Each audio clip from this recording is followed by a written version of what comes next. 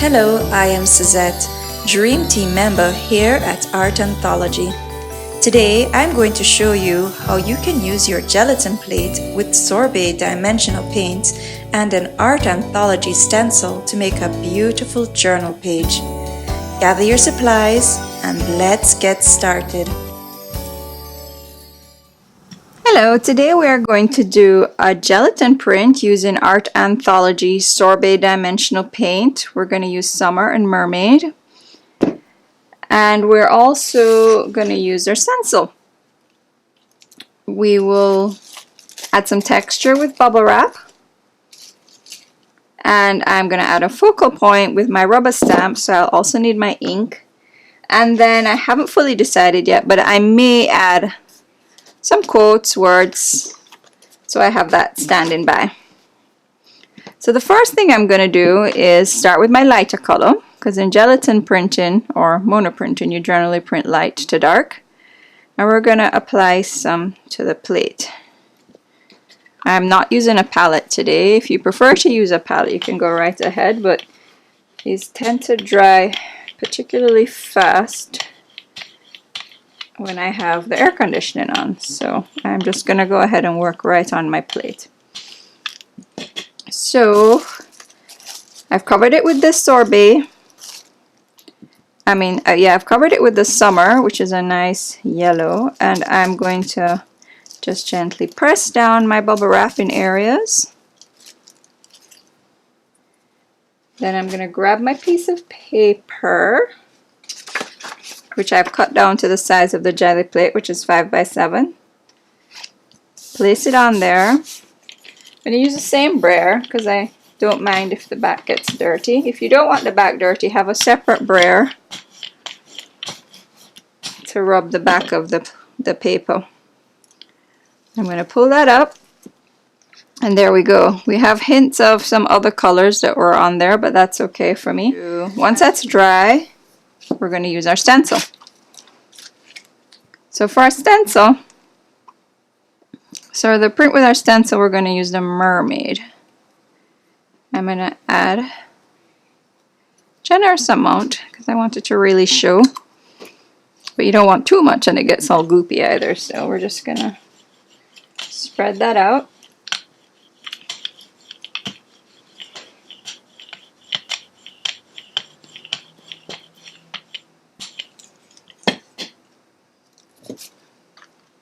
We're going to put our stencil in place wherever you want it.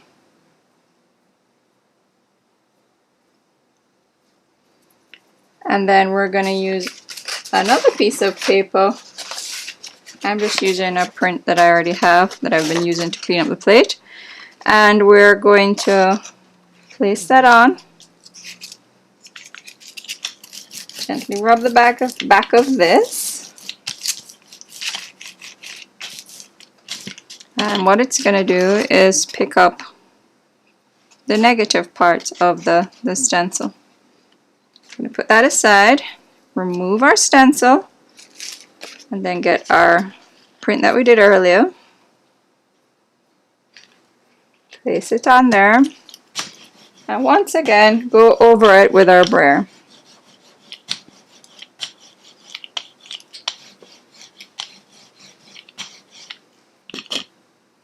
Gently peel that off, and look at that amazing print. This is a great background for any mixed media or art journaling piece. So before this paint dries, I'm just going to wipe off the stencil and put it aside.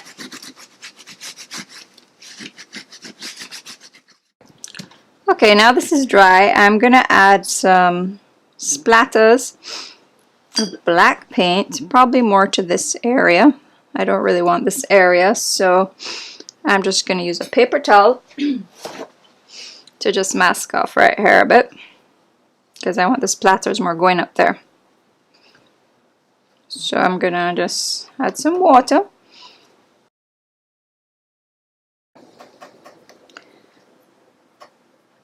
So dilute your acrylic paint and then just gently splat this on. If you don't have this brush, an old toothbrush is fine for this.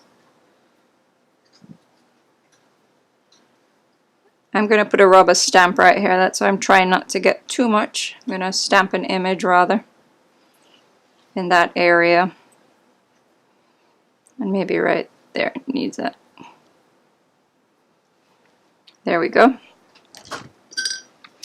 Put that in there. And then we can just give it a quick dry with our heat guns. Okay, some of it's dry. Alright, and then I want to probably stamp that there. Let me just wait a bit more for that to dry. Okay, now this is dry enough. We're going to add our stamped image. I'm just using a stamping block and some pigment ink. Let me just wipe off my finger. And I want to put this right here.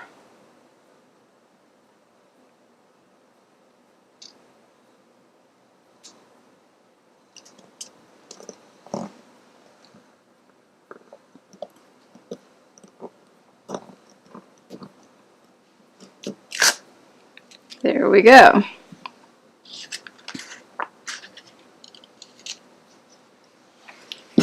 Let that dry.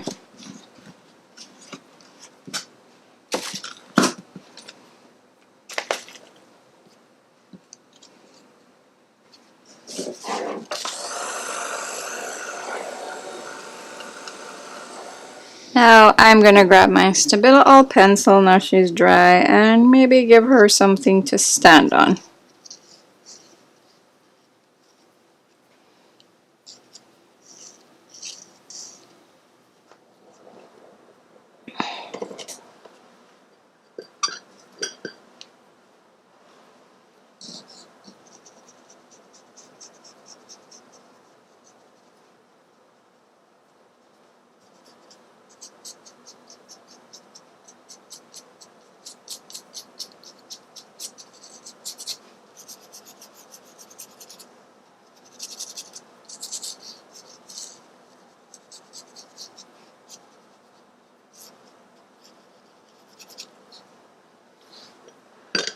I'm going to let that dry again.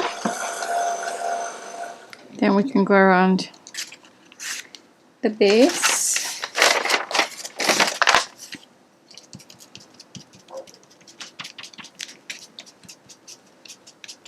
If you don't have one of these tools, just use a makeup sponge. That works fine.